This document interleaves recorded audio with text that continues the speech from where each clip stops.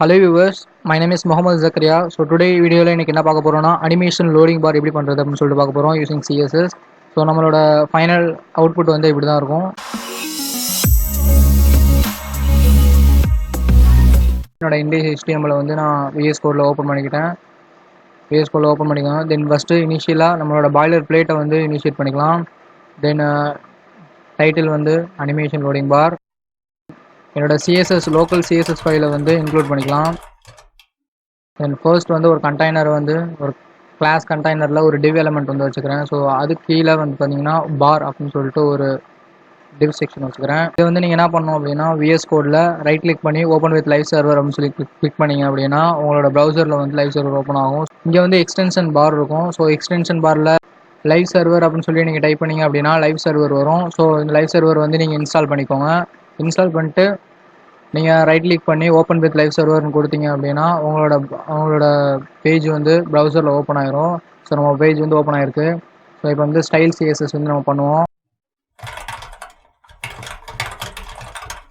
Height வந்து 100% வச்சுக்கலாம். So background வந்து நான் மாற்றணுங்கிறதுக்காக டிரான்ஸ்பரண்ட் டெக்ஸ்டர் அப்படின்னு சொல்லிட்டு ஒரு வெப்சைட் இருக்குது. ஸோ அந்த வெப்சைட்டில் டிரான்ஸ்பரண்ட்டான டெக்ஸ்டர்ஸ்லாம் ப்ரொவைட் பண்ணுறாங்க.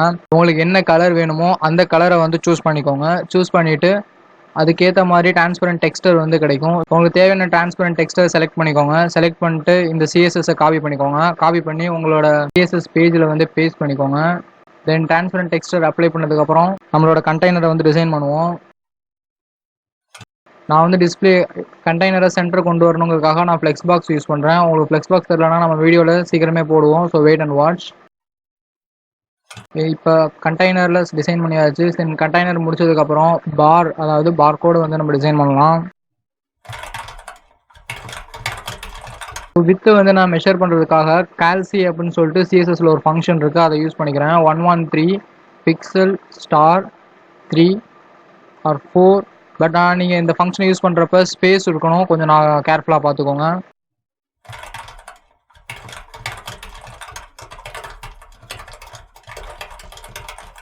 ஸோ இப்போ என்ன பண்ணுறேன்னா பேக்ரவுண்ட் இமேஜுங்கிற ப்ராப்பர்ட்டியை வந்து யூஸ் பண்ணி ஒரு ஜீப்ரா மாதிரி ஒரு ஸ்டைல் வந்து கொண்டு வர போகிறோம். டூல் டிப்பில் பார்த்தீங்கன்னா இவ்வளோ ஃபங்க்ஷன்ஸ் வந்து நம்ம CSSல யூஸ் பண்ணலாம். அதில் நம்ம யூஸ் பண்ணுற ஃபங்க்ஷன் பார்த்தீங்கன்னா ரிப்பீட்டிங் லீனியர் கிரேடியன்ட். ஸோ இந்த ஃபங்க்ஷனை பற்றி உங்களுக்கு சுத்தமாக தெரில அப்படின்னு சொன்னால் நீங்கள் MDN டாக்ஸில் ரிப்பீட்டிங் லீனியர் கிரேடியன்ட் டைப் பண்ணிங்க அப்படின்னா இது மாதிரி நிறையா அதோட டாக்குமெண்டேஷன் வரும். ஸோ அதை வந்து நீங்கள் ரீட் பண்ணி பாருங்கள்.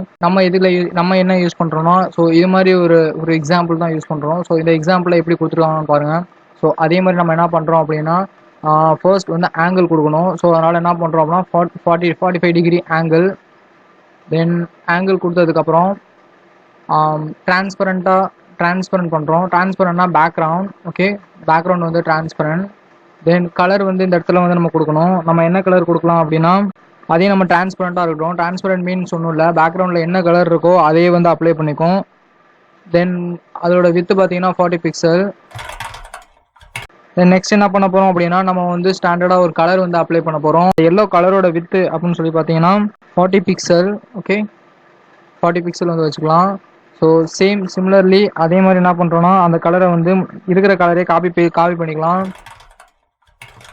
ஓகே, காப்பி பண்ணியாச்சு. ஸோ இதுவும் பார்த்தீங்கன்னா 80 பிக்சல்.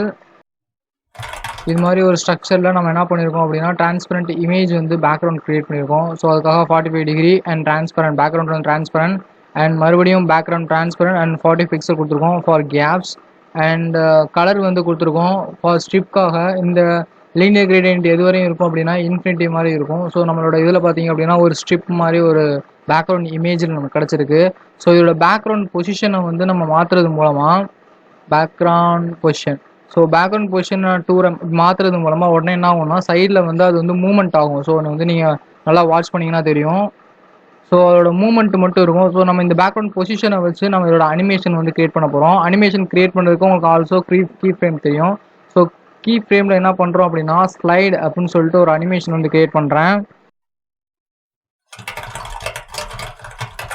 113 பிக்சல் வந்து பேக்ரவுண்ட் பொசிஷன் வந்து மூவ்மெண்ட்காக ஃப்ரம்லேருந்து 2 வரையும் செட் பண்ணியிருக்கோம். தென் இந்த அனிமேஷனை வந்து நம்ம பார்க்கு ஆட் பண்ணால் நம்ம வாக் முடிஞ்சு. தென் அனிமேஷனில் ஃபர்ஸ்ட் என்ன கொடுக்கணும் அப்படின்னா அனிமேஷன் நேம் கொடுக்கணும். ஸோ அனிமேஷன் நேம் வந்து ஸ்லைடு. தென் செகண்ட்ஸ் வந்து கொடுக்கணும். ஸோ நான் 2 செகண்ட்ஸ் அப்படின்னு சொல்லி வச்சுக்கிறேன்.